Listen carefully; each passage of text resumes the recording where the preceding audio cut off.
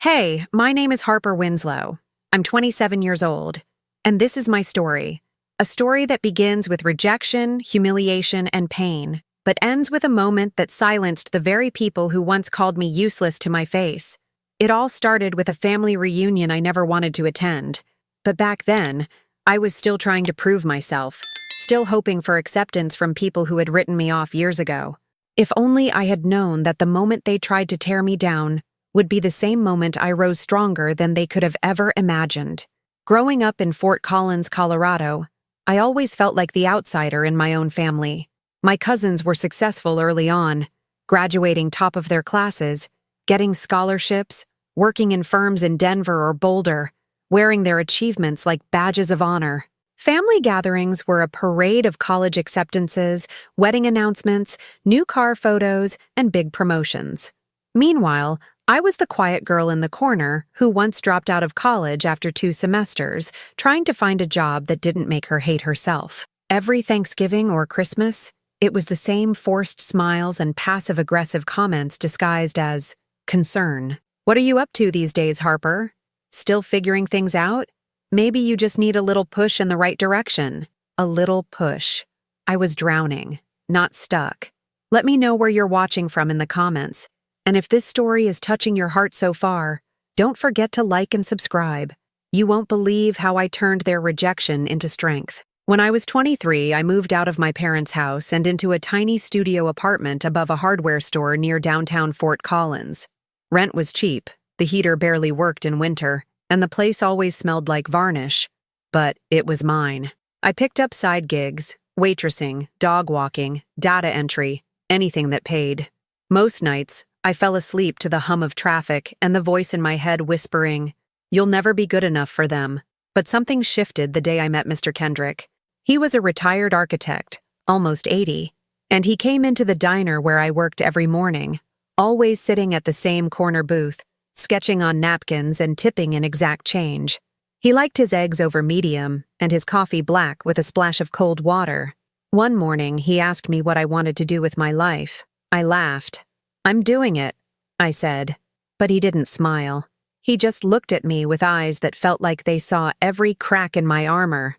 "No, Harper," he said. "I don't think you are." He came back the next day with a blueprint tube and a coffee for me. Inside the tube was a set of plans for an old abandoned building near the edge of town, the Bennett and Cobers building, which had been empty for over a decade. He told me he'd tried to restore it once, but time had gotten away from him. Then he asked me a question that still echoes in my mind. "What would you do with this if it were yours?" I didn't have an answer right away, but that night, I couldn't stop thinking about it. I researched the building. I started sketching ideas. I imagined a co-working space, a cafe, maybe an art gallery on the top floor with wide windows facing the mountains. And for the first time in a long time, I felt a spark. Over the next year, Mr. Kendrick became my mentor. He showed me how to read architectural plans, how to pitch ideas, how to negotiate. He even helped me apply for a small business grant. It wasn't enough to buy the property, but it was enough to put together a proposal. I found an investor, someone who believed in the project as much as I did. And after months of legal hurdles, zoning nightmares, and sleepless nights, the building was mine. I owned it. The renovation took everything I had, physically, emotionally, financially. I worked 16-hour days, took on freelance design work at night, lived on ramen and vending machine coffee. But every time I walked past the construction site, I felt alive. Like I was building more than a structure. I was building proof that I was not useless, proof that I mattered. And then came the family reunion. My cousin Olivia was getting married, and the entire Winslow clan was invited to her engagement party at a vineyard near Loveland. I hadn't seen most of them in over 2 years. I almost didn't go. But something in me said, "Show up. Let them see you now." I wore my best blazer. I curled my hair. I even put on the necklace my grandmother gave me before she passed away. One of the few people in my family who ever made me feel seen. At first, it was the usual awkward hugs and surface-level questions. But it didn't take long for the comments to start. "You still doing that artsy stuff? I heard you're working on some building now? Must be tough managing all that without a real degree." I bit my tongue. I smiled. I nodded politely. But then my Uncle Drew, always the loudest voice in the room, raised his glass and joked, "Well, let's give a toast to Harper. Proof that even the lost ones can wander into something someday. Just don't let her handle your retirement plan." Everyone laughed. Everyone but me. I stood there, glass in hand, heart racing, and then I said it, calmly, clearly, and without a single stutter. "Actually, Uncle Drew, that building I'm working on? I own it. Bennett & Co. I just reopened it last month. Cafe on the ground floor. Art gallery upstairs. We have over 20 local businesses renting office space." Silence. And then my mother dropped her wine glass. I wish I could tell you that everyone applauded, that they apologized, that they hugged me and told me how proud they were. But they didn't. They stood there, stunned, not because they were proud, but because they never saw it coming. And in that moment, I didn't need their approval. I didn't need their validation, because I had already proven it, to myself. That night, I drove back to Fort Collins with the windows down, the wind in my face, and my heart finally quiet. I passed the Bennett building and saw the lights glowing from the windows, laughter coming from the cafe, and my name etched in brass by the front door. Harper Winslow, founder. I was never useless. They just never knew how to measure my worth. After that night at the vineyard, something shifted inside me. It wasn't just about the building anymore. It wasn't about proving them wrong. It was about stepping into the woman I had become without needing anyone's permission. But that doesn't mean everything suddenly became easy. In fact, that moment at the reunion was only the beginning of a deeper storm I never saw coming. Word spread fast in the family. News traveled through whispers, texts, and awkward phone calls.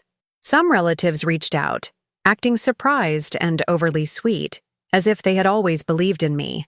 My cousin Melanie sent me a message that said, "Wow, you've really grown up, Harper. I'm so proud of you. Maybe we could grab coffee sometime." I knew what she wanted. I could read between the lines. Suddenly, the girl no one noticed was a success story, and people wanted to be near that light. But light attracts all kinds of things: admiration, envy, and shadows. 1 week after the reunion, I started receiving anonymous notes slipped under my office door. At first, they seemed harmless. "Nice place," one read in red ink. "Bet Daddy didn't pay for this." Another one said, "Must be nice to pretend you're better than everyone." I dismissed them. Maybe a disgruntled contractor, maybe a prank. Fort Collins wasn't exactly known for its urban crime rate, and my security cameras didn't catch anyone. But deep down, I knew this wasn't random. A few days later, my cafe manager, Devin, told me someone had left a 1-star review under my name. The account claimed I was rude, manipulative, and dangerous to local business. They had even posted a blurred photo of me from the reunion, my face mid-sentence, unflattering, clearly taken without my knowledge. It was malicious, targeted, and I knew exactly who was behind it: my cousin Jacob. Jacob had always been the golden boy, captain of his high school football team, business major with a full ride, and now managing a string of real estate properties in Denver, thanks to his father's connections. He never looked at me without smirking. At the reunion, he was one of the few who didn't fake a smile or pretend to be impressed. He didn't even say hello, just stared. Turns out, he had also tried to buy the Bennett building 2 years before I did, but backed out when the costs got complicated. And now, I had done what he hadn't. I'd turned it into something that made headlines. Young local entrepreneur revives historic landmark had run in the Fort Collins Weekly just days before the reunion. My name was on every tongue in town, and he hated that.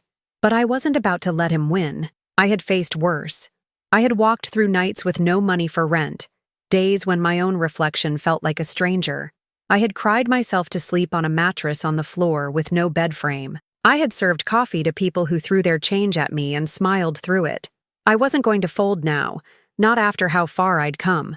I met with my attorney, Laura, a firecracker in her late 30s, who handled defamation cases like she was born to do it. She reviewed the posts, the comments, the reviews, and shook her head. "This isn't casual harassment," she said. "This is coordinated." I filed a complaint.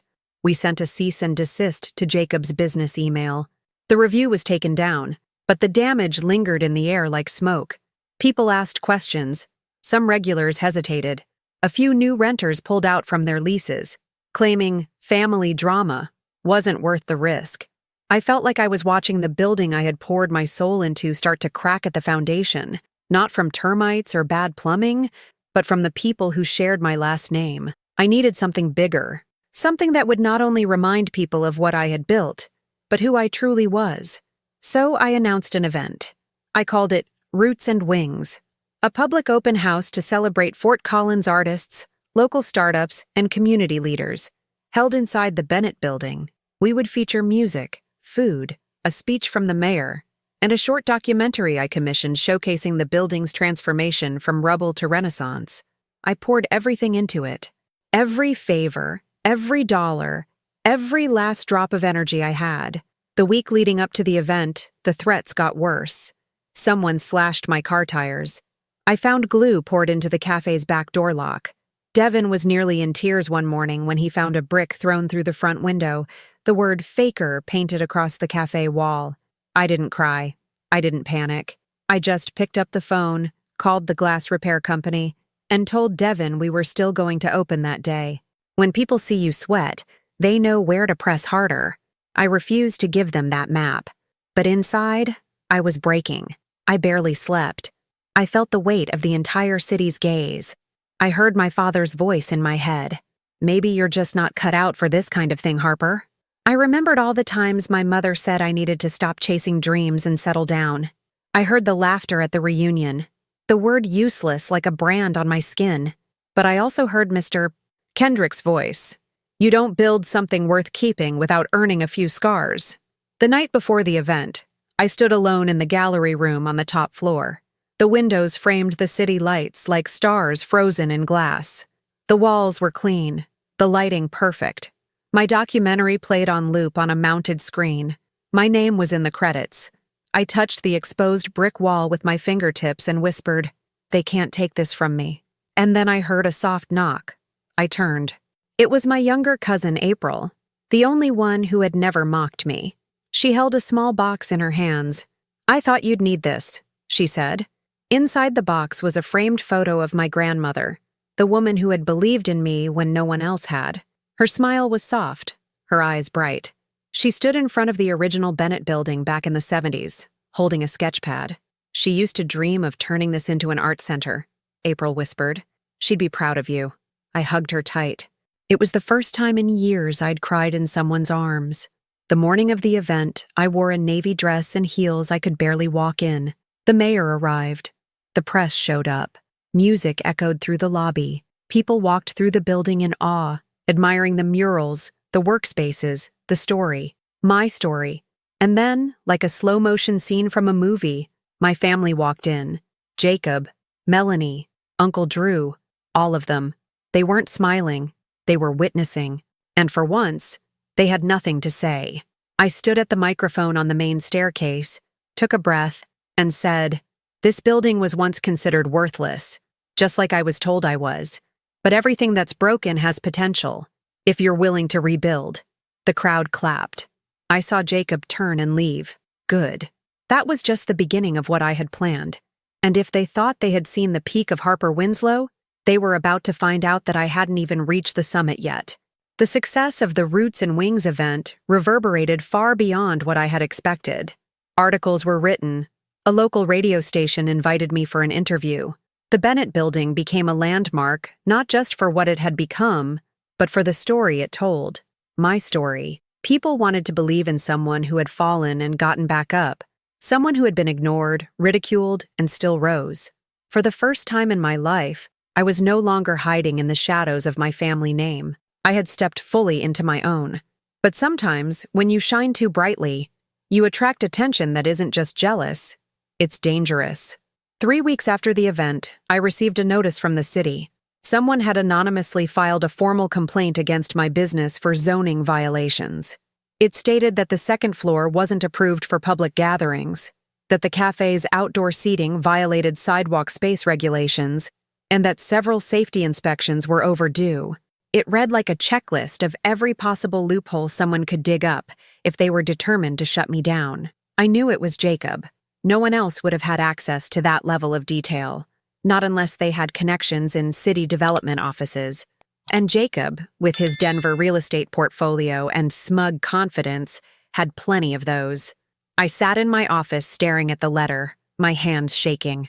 I had done everything by the book. Every permit, every inspection, every consultation had been documented. But bureaucracy is tricky. There's always something to be challenged, delayed, or questioned. My team panicked. Devin was worried the cafe would have to shut down temporarily. My co-working renters started asking questions. Rumors spread. Was the building unsafe? Was Harper in legal trouble? Was the entire operation built on shaky ground?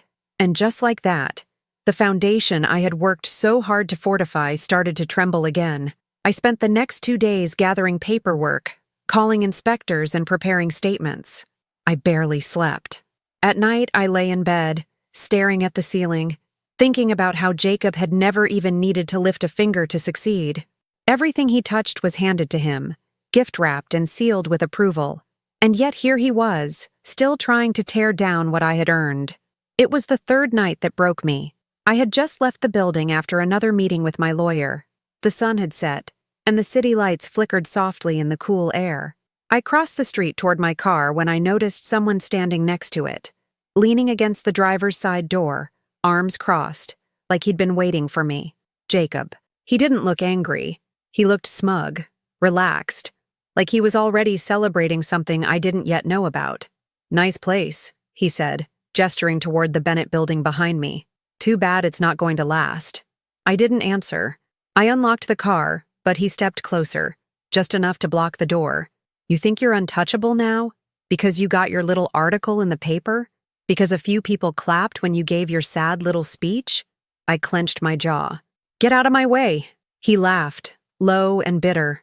"I tried to buy that dump 2 years ago," he said, "but I realized it wasn't worth it. Too many repairs, too many risks. But you just dove in, and now people think you're some kind of visionary?" I looked him in the eye. "No, Jacob, they don't think I'm a visionary. They know I'm one, because I did what you were too scared to do. I believed in something you couldn't measure." His smile vanished. "You're a joke," he snapped, "and I'm going to enjoy watching this whole thing fall apart." I didn't flinch. "You already tried, and I'm still standing." He walked away then, just like that. No final threat, no shove, just silence. But I knew that wasn't the end. It was the warning shot. The next morning, my building was vandalized again. This time it was worse. Red spray paint covered the front doors with the words "fraud" and "shutter down." Windows were smashed. The cafe was flooded from a broken pipe someone had deliberately damaged in the basement. It was no longer about intimidation. It was sabotage. I stood there in the early morning light, staring at the destruction, feeling like the air had been knocked out of me. My staff arrived one by one, gasping, covering their mouths, trying to comfort me, but I was frozen. Not because of the damage, because of the voice in my head, the old voice, the one that whispered, "You don't belong here. They were right about you all along." But then, through the mess and the noise and the rising panic, another voice cut through. It wasn't loud. It was steady. It was mine. "No, you're not going to let them win." I turned to Devin. "Call the cleanup crew. We open again in 48 hours. He stared at me. "Are you serious?" I've never been more serious. That day, I made 2 phone calls. The first was to a local reporter named Grace, who had covered the Roots and Wings event. I invited her to return, to document the vandalism, to talk about the backlash and the family feud that had escalated into something dangerous. She was intrigued. She said she'd be there by noon. The second call was to the mayor. I told him everything: the harassment, the threats, the zoning complaints, the sabotage. I didn't cry. I didn't beg. I simply laid out the facts. Calm, controlled. And when I finished, he was quiet for a moment before saying, "Come to my office this afternoon. Let's fix this." Grace arrived with her camera crew. She filmed the broken glass, the red paint, the flooded hallway. But more importantly, she filmed me, standing strong in the middle of it, refusing to let it break me. That night, her story aired on Channel 7. The headline read, "Local entrepreneur faces vicious attacks from within her own family." The response was immediate. Messages of support poured in. Strangers came by to offer help. Volunteers helped repaint the walls. A plumber offered his services for free. Donations started coming in from people who had never even stepped foot inside the Bennett building. But the biggest surprise came 2 days later. Jacob was arrested. Turns out the city had launched an investigation into the vandalism and threats. They traced the purchases of the spray paint, the timing of security footage, the calls made from his office. It was enough to press charges for criminal mischief, property damage, and harassment. He was taken into custody, and the moment the news hit the media, everything changed. Suddenly, I wasn't just a survivor of sabotage. I was the woman who stood up, fought back, and won. My family didn't reach out after that. Not one of them. No calls, no apologies, just silence. And you know what? I didn't need their words, because I had something far more powerful: justice. The morning after Jacob's arrest, I stood in the gallery on the top floor of the Bennett building. The sun filtered through the wide windows, spilling warm golden light across the polished concrete floors and exposed brick walls. I ran my hand along the edge of one of the wooden beams, the ones we had salvaged during renovation, the ones that had nearly been removed until I insisted we keep them. I wanted the building to carry its scars with pride, and now, so did I. I was no longer just trying to survive. I was stepping into something larger, into ownership, not just of a building, but of my own story. There's a strange calm that comes after chaos. It's not peace exactly, but a moment of stillness, like the air after a storm. That's what I felt in the days following Jacob's arrest. People were kinder. The cafe was full again. Our co-working tenants doubled. A few even left notes for me, handwritten, thanking me for creating a space where dreams didn't feel ridiculous. But something deeper had changed in me. For the first time, I stopped asking myself if I was good enough. Instead, I started asking, what comes next? One evening, I found myself back in the diner where I used to work, the place where I met Mr. Kendrick. The same corner booth was still there, still catching the morning light.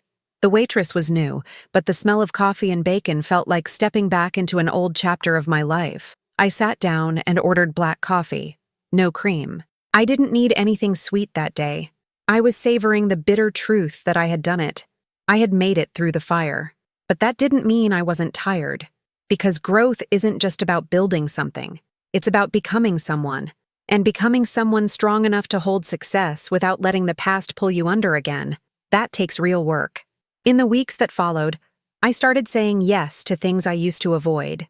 I accepted a speaking invitation at the local university where I talked about resilience and entrepreneurship. I met with a nonprofit looking for mentorship in urban revitalization projects. I joined a city council task force for young business leaders. And every time I stood in front of a room, I told the truth, not the polished version, but the one with pain and failure and anger. I told them about the humiliation, the whispers, the sabotage, and I told them how I got back up. People listened. They didn't look at me like I was fragile anymore. They looked at me like I was fire. But even fire needs fuel. I realized I hadn't taken a breath in months. The adrenaline of survival had carried me this far, but now I needed stillness to process everything. So I booked a weekend away, just me and the mountains. I drove out to Estes Park, rented a cabin, and brought nothing but a notebook, a blanket, and my favorite worn-out boots. There, I hiked. I wrote. I sat on rocks and listened to the wind push through the pines. I let the memories rise, not to torture myself, but to honor them. I wrote about the day I dropped out of college and cried in the campus parking lot. I wrote about the first night in my studio apartment, how the silence felt like failure. I wrote about the first plan I sketched for the Bennett building, hands trembling with both fear and hope. And then I wrote a letter, to my family, not to send, just to say the things I had never said. I told them I was done needing their approval. I forgave them, not because they deserved it, but because I deserved peace. I wrote, "You can keep your silence, your judgment, your empty toasts. I have a building made of brick and belief. I have a name that means something now, not to you, but to me." I cried after writing it, but it wasn't the same kind of crying I used to do in the dark. This time, it was release. That trip changed me in ways I couldn't yet articulate, but I felt it in my bones when I returned to Fort Collins. The city looked the same, but I was different. I walked into the Bennett building and saw it with new eyes, not as a monument to my worth, but as a living, breathing symbol of what could be built when pain is turned into purpose. I called a meeting with my team: Devin, my cafe manager; Lucia, the gallery curator; Malik, who managed the office spaces; and Ava, my new assistant who had come on board during the worst of the storm and stayed anyway. I looked at them and said, I don't want this place to just be a business anymore. I want it to be a launch pad. They listened. They nodded. And together, we created a new vision. We opened free weekend workshops for young artists and entrepreneurs. We launched a monthly Voices of Fort Collins event where locals shared their stories of struggle, of healing, of transformation. We added a small scholarship fund, started from the very first profit the cafe made after reopening, and we named it after my grandmother, the Winslow Fund. Her photo still hung in the gallery, a quiet smile beneath those wise eyes. She never got to see what I built, but I felt her with me every day, especially when I stood in the silence before an event began, listening to the walls echo with life again. Not everything was perfect. There were still critics, still gossip. Some family members continued to pretend I didn't exist, but I stopped measuring myself against them. They were not the scale I wanted to live by, because I had something more powerful than their approval. I had impact.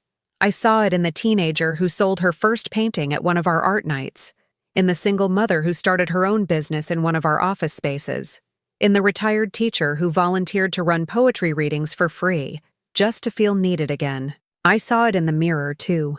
Harper Winslow, once called useless, now called leader.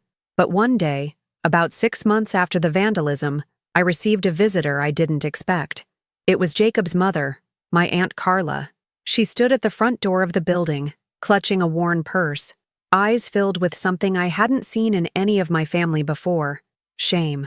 "May I speak with you?" she asked. I led her to my office, offered her tea, and waited. She didn't touch the cup. "I just came to say I'm sorry," she said, voice shaking. I didn't know how far it had gone. I didn't know what he'd done. I believed her. I could see the heartbreak in her expression, the regret, the weight of a mother watching her son fall and knowing part of it was hers to carry. "You don't owe me anything," I said quietly. But she shook her head. "No, I do. We all do. You built something extraordinary, and we treated you like you were nothing. I needed to say that out loud." I nodded. She stood, hesitated, then said, "I hope someday the rest of them will come around. But even if they don't, I want you to know I see you now."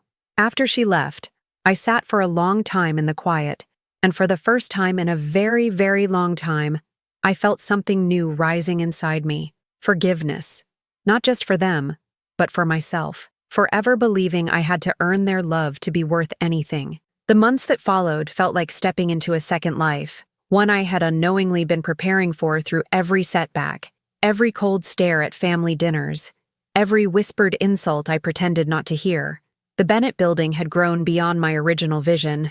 It breathed on its own now. People came not just for the coffee or the gallery or the workspace.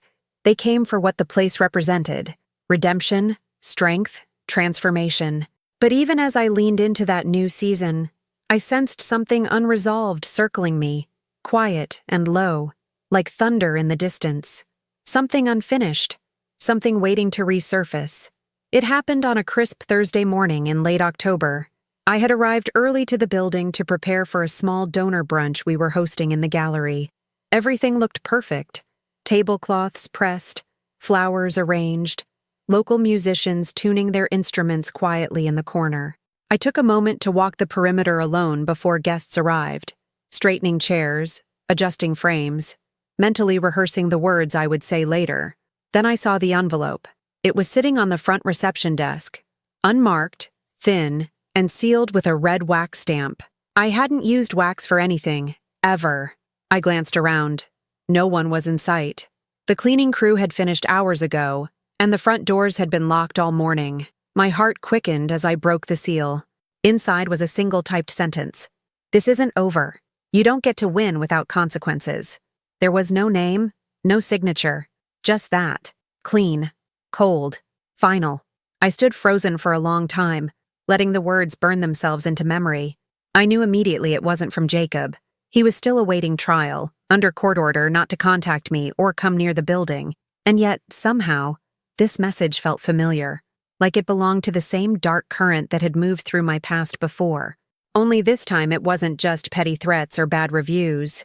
This was personal in a different way. Sharper, smarter, crueler. I took the letter to the police, of course. They documented it, dusted the envelope for prints, and told me the usual. Be cautious, we'll look into it. But I already knew what they'd find. Nothing. Whoever sent it knew what they were doing. They wanted fear, not fingerprints. But fear, I had learned, was not a wall. It was a door. You could step through it if you kept walking. So I did. That night, I stayed at the building later than usual. I walked each hallway slowly, checking doors, listening to the creaks and hums of the structure I now knew like my own heartbeat. At one point, I stood beneath the skylight on the 3rd floor, looked up at the stars above, and whispered, "I'm not going anywhere." The very next morning, Ava, my assistant, called me in a panic. "Harper, you need to come outside. Right now." I ran down the stairs and pushed open the front doors to find the Bennett building surrounded by reporters, cameras, and a group of angry protesters holding signs that read things like "stolen property" and "corrupt contractor." I was stunned. One of the reporters shoved a microphone toward me. "Miss Winslow, how do you respond to the allegations that you acquired this building through fraudulent means and intimidation tactics?" I blinked. "What?" Another reporter stepped forward. "A whistleblower claims you forged financial documents and manipulated a city official during the permit process. Are you prepared to respond to those charges?" I felt the ground sway beneath me. People were filming, shouting, pushing. I turned and walked back inside, closed the doors behind me, and locked them. Inside, Devin and Malik were watching the news on a tablet. The screen showed grainy photos of me entering and leaving city buildings, emails taken out of context, a voice recording, edited and twisted, of a meeting I had once had with a city clerk discussing zoning approvals. It all looked bad. Fabricated, yes, but bad enough to make people question. Enough to cause damage. Within hours, several tenants emailed me expressing concern. One even asked to terminate their lease early. Our Instagram was flooded with comments, half in support, half demanding answers. The coffee shop lost over 30 orders in one day. Donations were pulled. Bookings for the gallery dried up.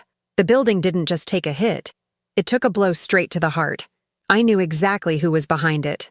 Not Jacob, but someone who wanted what I had and couldn't take it the honest way. And I was done being quiet. I gathered my team. We met in the gallery that night, the room dimly lit, shadows dancing on the walls.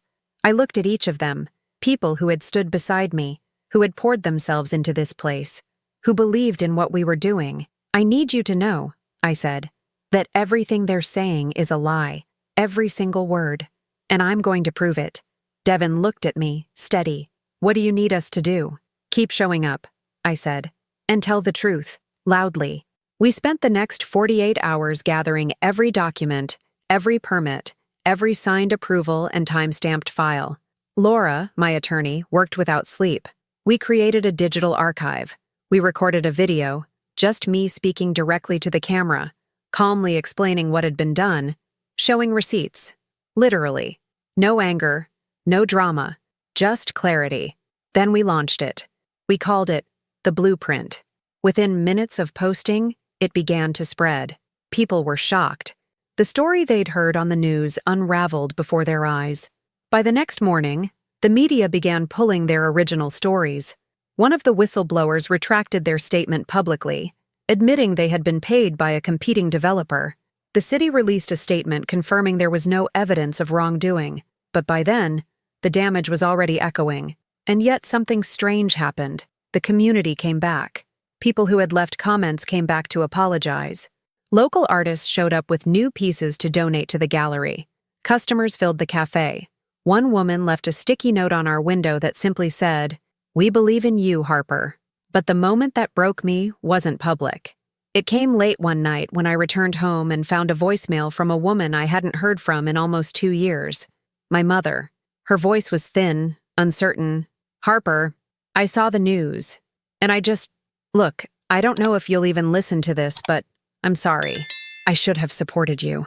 I should have stood by you when it mattered. I don't expect forgiveness. I just wanted you to know I was wrong." I sat on the edge of my bed, phone pressed to my chest, tears silently falling, not because I needed her to say those words, but because I had finally realized I was free from needing her to.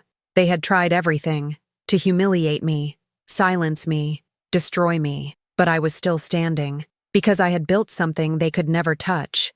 Not a building, a legacy. In the weeks that followed the media storm, everything around me slowed down, not in a bad way, but in the kind of way that lets you finally take a deep breath and realize you survived. The fire had passed, the smoke had cleared, and there I stood, a little bruised, a little tired, but taller than before, stronger than I had ever been. The Bennett building stood untouched by the chaos that had tried to tear it down. Its windows still caught the morning sun. Its halls still echoed with conversation and laughter. And more than ever, it felt like mine. But something inside me had shifted again. After everything that had happened, Jacob's sabotage, the false accusations, the public betrayal, I realized that I could no longer keep living with one foot in the past.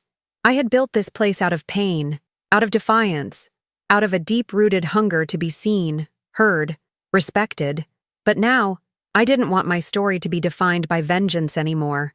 I wanted to grow beyond it. So I made a choice. I called Ava into my office one afternoon, a week after the last news segment aired clearing my name. She arrived with her usual notepad and bright energy, but she sensed something was different. "Are we okay?" she asked cautiously. I smiled. "More than okay." She sat across from me, folding her hands in her lap. "I've been thinking," I said, "about the future, about the building, about me." She tilted her head. "What kind of thinking?" "The kind that leads to change." I told her I was going to take a step back, not disappear, not abandon anything, but give the team more ownership. Let the building evolve without me controlling every detail. I needed space to rediscover what I loved, to heal, to create something new, something born from peace instead of survival. At first, she didn't say anything, just looked at me with wide eyes. Then she smiled. "You're not stepping back," she said. "You're stepping forward." It was the first time I saw it that way. I called a staff meeting the next day. Devin, Malik, Lucia, and Ava sat with me in the gallery, just like they had during the darkest moments. I told them everything. My need for distance, my trust in them, my hope for what this place could become without me in the center of it. There was no sadness in the room, only support, only strength. They were ready, and I was too. With their blessing, I began handing off responsibilities. Slowly, thoughtfully, I started mentoring from the side instead of leading from the front. I let others make decisions, trusting the vision we had built together. And as I let go, I began to feel lighter. That winter I traveled, not to escape, but to reconnect. I spent a week in New York visiting old galleries and museums I had admired since I was a teenager. I wandered the streets in the cold, watching people, sketching buildings, letting my mind stretch in directions it hadn't reached for in years. I wrote, I painted, I dreamed.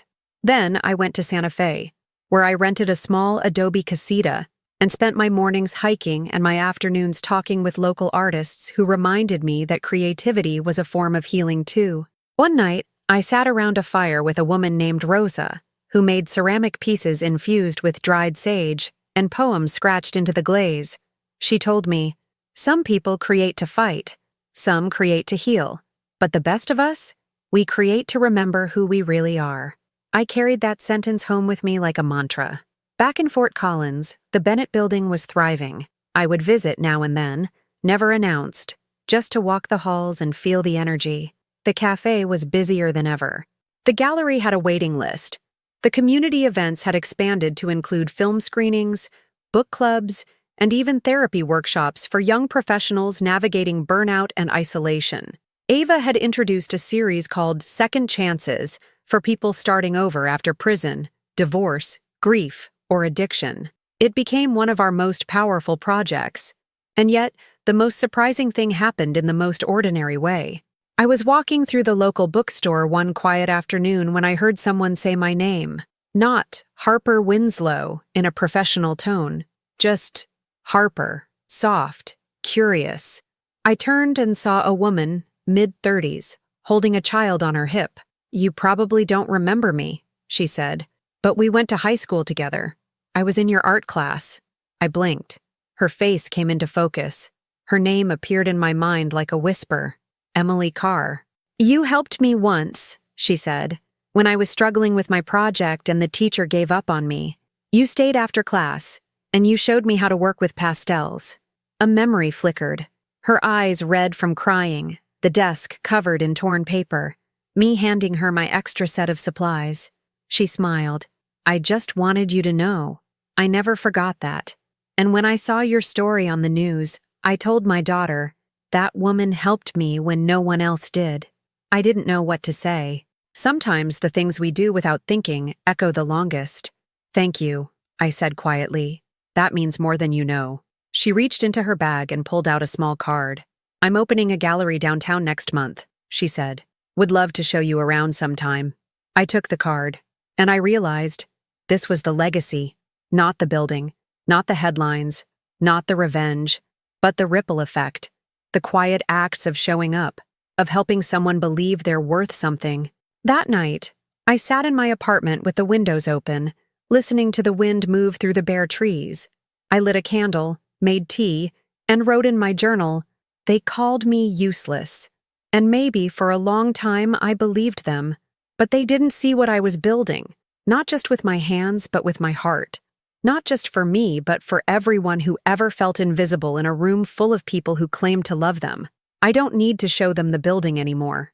I've already shown the world who I am. The voicemail from my mother stayed on my phone. I never called her back. Not because I didn't want to, but because I wasn't ready. Forgiveness is a door too. Sometimes you open it gently, slowly. Sometimes you leave it unlocked for later. One day maybe, I'll open it. But for now, I was living in peace. And that was more than enough. Spring arrived in Fort Collins like a soft exhale. The trees bloomed with delicate pinks and whites. The air carried a warmth that made people walk a little slower, smile a little longer. The Bennett building, now wrapped in ivy along its eastern wall, had become more than a success story. It was a symbol. Students from nearby colleges came to sketch its lines, to photograph its morning light. Visitors asked about the woman who built it, and when they heard my name, they'd nod like they already knew the ending. But what they didn't know was that the real ending hadn't happened yet, because sometimes the most powerful chapters are written after the storm has passed. It had been nearly a year since I stepped down from running things day to day. I still showed up, quietly, occasionally, but mostly I stayed behind the scenes, supporting from the edges, nurturing the next generation of creators, thinkers, and dreamers, who now moved through those brick corridors as if they were born for them. Ava had grown into a leader beyond my wildest hopes. She now led workshops not just in Fort Collins, but in cities across Colorado. Devin's Cafe had launched a second location in Denver, and he had begun mentoring young chefs from underserved neighborhoods. Malik had opened a business incubator inside one of the unused wings of the building, helping teenagers pitch ideas for tech and sustainability projects. The Bennett building had blossomed far beyond what I'd imagined, and all I had done was plant the seed. But something kept pulling at me, not in a painful way, not in fear or bitterness, just a soft tug, like a hand on my sleeve when I walked too fast through a crowd. A reminder that there was still a part of my story I hadn't faced fully, that there were doors I had left unopened. One of them was in the past. It was late one afternoon when I finally played the voicemail again, the one my mother had left months before. I had memorized the words by then, but something about hearing her voice again, unfiltered by distance or memory, made my chest tighten. "I don't expect forgiveness," she had said, but maybe it wasn't about what she expected. Maybe it was about what I needed. I sat down at my kitchen table and wrote her a letter, not to accuse, not to demand anything, just to speak truth softly, like I wished she had done all those years ago. I told her I had felt invisible growing up, that her silence had hurt more than any insult, That every time she stood by while others dismissed me, it carved a little deeper into the part of me that only ever wanted to be loved without conditions. But I also told her this: I wasn't angry anymore. I had done too much healing to carry resentment. I had too much peace to make space for pain again. I forgave her, not because she had earned it, but because I no longer needed her apology to set me free. I sealed the letter and walked it to the post office myself. No email, no text, just paper and ink and the weight of a daughter finally setting something down. 3 days later, I received a reply. It was handwritten, shaky, as if her fingers had trembled the whole time she wrote it. She told me she read my letter 3 times before she stopped crying, that she had failed me, not because she didn't love me, but because she didn't know how to show it, that she was raised to believe love was silent, and only now, seeing the life I had built, did she realize how wrong that was. She ended it with, "I hope someday I can see the building, but more than that, I hope I can see you." I folded the letter and placed it on my bookshelf, between 2 volumes of poetry I hadn't opened in years. Not everything needed an immediate answer. Some things were just meant to rest in the light. In May, we held a special event at the Bennett Building to celebrate its 3rd anniversary under my ownership. Ava organized it. I wasn't meant to speak. I was just there as a guest, seated near the back, wearing a simple navy dress and a quiet smile. But near the end of the evening, Ava walked to the microphone and paused. She looked out at the crowd, then down at me. "There's someone in this room who taught me what it means to fight for something no one else can see, to believe in people when they don't yet believe in themselves." She built more than a building. She built a foundation for hope. Then she turned and looked at me. "Harper, would you come up here for a second?" Applause followed me as I stood and walked to the front. I didn't feel nervous. I felt grounded, ready. I looked out at the faces, friends, colleagues, students, strangers, and I spoke the only truth that mattered. 3 years ago, I stood in this same space, terrified, not because I thought I would fail, but because I thought if I succeeded, no one would believe it was real. But I've learned that what people say about you matters so much less than what you say to yourself. And I decided to say, "I am enough. I always was." Silence followed. Then someone stood up and clapped, then another, until the whole room was on their feet. Later that night, after the lights dimmed and the music faded, I walked through the empty halls alone. I found myself in the gallery, standing before the photo of my grandmother again. I reached out and touched the frame. "I hope I made you proud," I whispered. And just then, I heard a voice behind me. "I think you did." I turned. My mother. She stood there, her eyes full of tears, her shoulders small beneath her coat. I didn't speak. I just walked to her, and I hugged her. It wasn't a cinematic moment. There were no violins, no dramatic monologues. Just 2 women who had hurt each other without meaning to. 2 women who had finally decided that love was worth more than pride. In the weeks that followed, we rebuilt, slowly, awkwardly, but with care. She came to Sunday lunches. She walked the halls of the building with me. She asked questions. She listened. For the first time, I felt like she saw me. Not as the daughter she hoped I'd be, but as the woman I had become. And somewhere in all of that, I found something I hadn't even known I was missing. Peace. Real, lasting peace. The kind that comes not from success or revenge or validation, but from knowing you faced it all and didn't let it break you. Years from now, if someone asks me what I'm most proud of, I won't say the building. I'll say this: that I was called useless, and I didn't believe it. That I was told to stay small, and I chose to grow anyway. That I was broken, and I made something beautiful out of the pieces. My name is Harper Winslow.